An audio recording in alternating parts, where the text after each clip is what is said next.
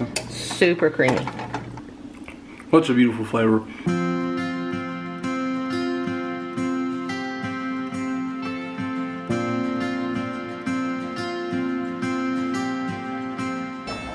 Hey, how's it going, everybody? Welcome back to Art of Creation Homestead. My name is Jason, and we're in the kitchen today. We're going to show you how to make some beautiful cream of celery soup. Another homestead kitchen skills type thing, like we've been doing, teaching you how to make food and ingredients without being dependent on the grocery store. And so Angela's going to show you how to do a cream of celery soup, and you know what she's going to do? Show you something to use it with. She's got a really fast, easy recipe that uses cream of celery soup. In case you wasn't sure how to use it, she's got a good one for you, and it's super simple, super delicious. So she's gonna take it from here, all right? In this pot, we have 3 tablespoons of salted butter, and in it we are sauteing about 1/2 cup of chopped celery. And see, they're just chopped small, and just seasoned it with a little bit of salt and pepper until the celery is nice and tender. And we're at that point. So now I'm going to add 3 tablespoons of flour. This is just regular all-purpose flour, and you want to stir that around, and it's going to make a paste around your celery, just like it did with the cream of mushroom soup.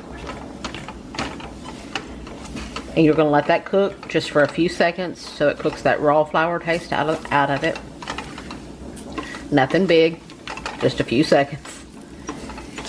Literally, this is so quick, just like what they all have been. Okay, now in this cup, we have 1/2 cup of chicken broth and 1/2 cup of milk. Now, we're going to add just about 1/3 of that to our mixture. Stir it around. Let it absorb it. And once it's absorbed it will turn back to a thick paste. Because you are making cream of celery soup concentrate, which is what you buy in the can. This is the equivalent of 1 can. So you put in the other 1/3 once it's absorbed. And you stir it until it's all absorbed in. Once again, and make sure you don't leave any lumps. This isn't cream of celery and lump soup. Just like you're making a gravy, right? Yep, pretty much. And see, now we'll put in our last 1/3. Start to look like mashed potatoes now. Yeah. Mashed potatoes with green things in it. Okay. And now you want to work that last 1/3 in. Make sure you work out any lumps that are in there. If you need to whisk it, you can go get a whisk it in, but you really shouldn't need to. This is all over medium heat. Smoothing right out, isn't it? Yes. And at this point, while it's starting to smooth out, you want to season it with just a little bit of salt and pepper, just to your liking, because you control the salt with this, where you do not with those salt bomb cans. No. Loaded with salt. Now, you want to stir this around. Chemical salt of that, probably. Yes. And the see, salt solution. Super creamy. That's interesting. Super creamy. And it does look kind of like a really creamy mashed potato, in a way. It's a little loose for that, but like it's got that kind of look to it. It's so creamy, and it's so much better than that stuff you buy in the store. It's impressive. Now I'll show you what you can do with this. Okay, now I'm going to show you a bonus recipe of one way I love to use cream of celery soup.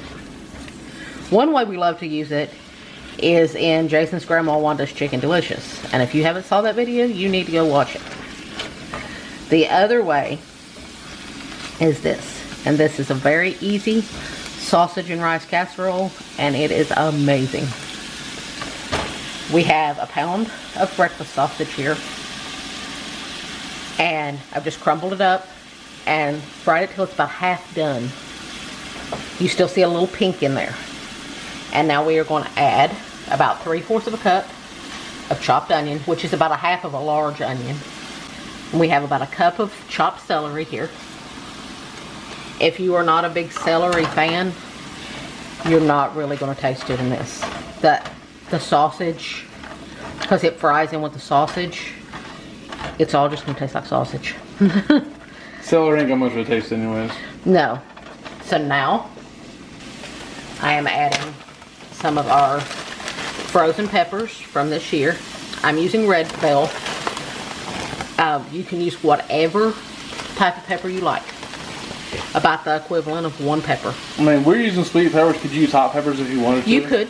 I know that's just what you wanted to do. I mean, you could use a mix of sweet and hot. Absolutely. Just whatever peppers you want. But I will tell you, red bell peppers go wonderful with it. And look at all that beautiful color. Got a nice color too, yeah. Now you want to season this up with a little salt and pepper. And you want to crank your heat up to about medium-high. And these veggies are going to start to release a lot of juice into your pan. Do not drain that off. You need that. Now, that's how you cook the rice, ain't it? That's part of how you cook the rice. Part of it. Now, this, the more pepper you put in it, the better. Yep. I just gotta be honest. And just a little sprinkle, however much you like, of granulated garlic. And that's up to your taste, just like the salt and pepper. You can also, if you want some heat here and you didn't add chilies, at this point, you can also add some crushed red pepper flakes. Yep. Will be really good in here. That'd work if you're looking for some heat. Yep. And at this point, you just want to saute this until your sausage is completely cooked and your veggies start to get tender. This beautifulness is ready for the next step. And you can see all that juice in there. Leave that in there. Don't drain it off. And it smells so good. Very nice aroma. Now at this point, you want to add a cup of rice. Preferably long grain rice. I'm using Jasmine because that's our rice of choice. We have a specific brand that we use. We use Ralston Farms, which I will leave a link to it. Best rice in the whole world. Out of Arkansas. Right here in America. It's amazing stuff. Now you want to toss that rice around in there so that it gets nice and coated in all that juice and fat. And see, once that's all in there, you just take your cream of celery soup that you just made, dump it in there. Yep. Stir that in there. Now your veggies don't have to be fully cooked at this point. That just starting to soften is fine because this has to bake. Now you want to add in 1 3/4 cups of chicken broth, which is the equivalent of a 14.5 ounce can, basically. And you just want to stir that in really good. You want to give it another little season with some salt and pepper. And at this point, as long as you don't get any raw rice in your mouth, you can taste the broth and see how much seasoning you need. But you have seasoned all along the way, so you shouldn't have to add a ton of salt here. But remember, rice absorbs salt. And bland rice is horrible. Now, if you do this in a large enough skillet, I am using a deep saute. If you do this in something like this that has high sides, then you want to go ahead and turn your heat off, by the way, at this point, because it's nice and bubbly. If you have a high-sided pan like this with a tight fitting lid, you have to have a tight fitting lid, then this is a 1-pot meal. You can go ahead and just do this all in the pot you just did this in. If you do not have a tight fitting lid for it, you can cover it with foil. Or you can dump this into about a 2-quart casserole dish and cover it tightly with foil. Now, we have our oven preheating to 350 degrees. We're gonna put a lid on this and put it in the oven for 1 hour. You wanna check it at about 45 minutes, give it a little stir, but it usually takes about an hour. I stirred it at about 45 minutes, and then it was done at about between 45 minutes and an hour. I checked it, and the rice was tender. Now you wanna take it out of the oven and leave it sit with the lid on it or with the foil on it for about 10 to 15 minutes so that it can finish absorbing any liquid, and also so it can cool down some because otherwise you're going to burn your pie hole. It's been 15 minutes. Are you ready to see this? Look at that beauty. It is every bit as delicious as it looks. And it smells so good.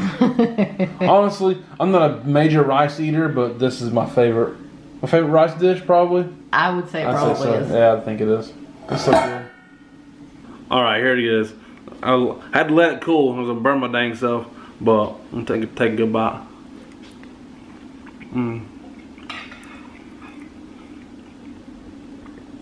Such a beautiful flavor. Honestly, I mean, you taste sausage in it, sure, but like, it's all just come together as one uniform flavor, and it's so delicious. You gotta try it if you like rice, but you don't want to necessarily try to cook it perfectly every time. You don't really have to worry about it. It cooks itself. It just works out perfect. You didn't have to try to make it just right without it being too sticky. It's brilliant. It's a beautiful recipe and great dish. It's all in one pot too. So I thank you guys so much for clicking on this video and watching it, and we do appreciate you. Again, my name is Jason. It's Art of Creation Homestead. That's Angela K back there. We love you guys. God bless you. Goodbye.